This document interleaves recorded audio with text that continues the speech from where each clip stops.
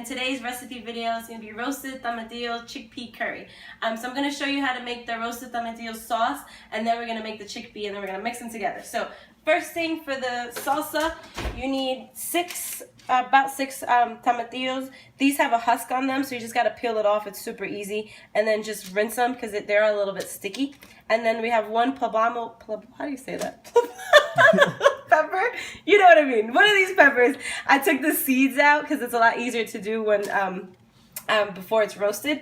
And then we have half a cup of cilantro, 1 tablespoon of olive oil, and 1 teaspoon of dried oregano. So first step, we're going to put these in the oven on the broiler setting. If you can see, I have it broiling on high. It's pretty close to the top of the oven. We want these to roast so that they get all that good flavor in there. So I'm going to go ahead and do that. Okay, just took them out. It's been about 4 or 5 minutes. We're just going to turn them around and make sure each part is getting roasted. It's hard to video and turn at the same time. Turn it. There you go. Okay. I'm just going to put these back in for about another minute or 2. Alright, so all the stuff has been roasted. Now we're just going to grab it and we're going to dump it in my food processor. So if you don't have a food processor, if you've watched my other videos, I always say just get one. It's a good investment. We've had this food processor for like 10 years, right? I would say. It's been a while, so it lasts forever. It's a Cuisinart, and it's the best thing in the world. I use the regular blade. It comes with different blades, but we're using the regular one. We're just going to dump in the cilantro, the oil, and you can't just use this recipe to make salsa. You can just add like onions and stuff and tomatoes. Alright, so we're going to blend this up until it's smooth. Blend it up, and you can see it's pretty liquidy, and we're just going to pour this into a bowl because we do need the food processor for our next step. And that's okay. Next part, we're going to make the chickpea part. So we need 3 cans of chickpeas. I rinsed them already, and then you're going to separate about 1 can in there, and you're going to throw that into the food processor, and you're going to mash this up.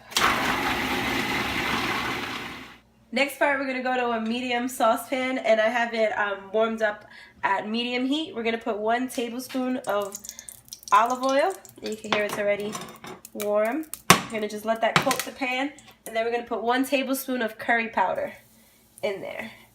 And you want to mix that into the olive oil. It makes the flavors come out. Don't ask me why, I don't know. But we do that. Now we're going to just pour everything together. So you're going to take the salsa that we made. You're going to throw that in there.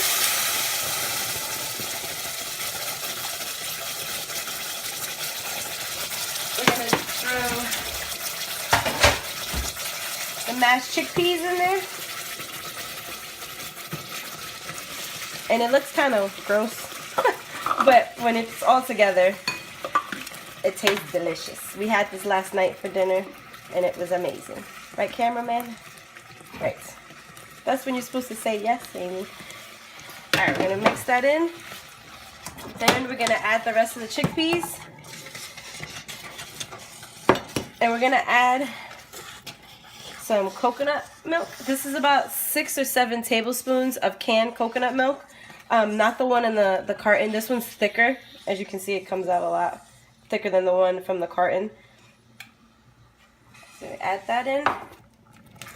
And then, depending on how juicy the tomatillos were, you may need to add more water. So I'm just going to add a little bit of more water to this. And we're going to let it boil so that it thickens up. It's pretty thick already, but we're going to let it heat up for a little bit. Okay, this is about how much water I'm going to put in. Maybe a little less. So you can't take the water out. So it's better to put a little bit of water and then see how thick it is. And then if you need more, add. Because if you put too much water, that's it. You can't go back.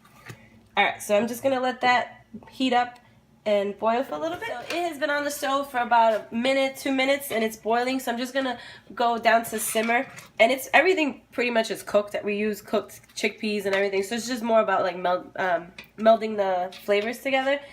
So once it's done, you can taste it. Notice I didn't put salt at any time during the recipe. It does need a hint of salt, but taste it to see like what the flavors of the curry and all that, if you actually need it. But that's it. We had this last night over quinoa. You can have it with rice or just by itself. I mean, it tastes delicious by itself, but that's it.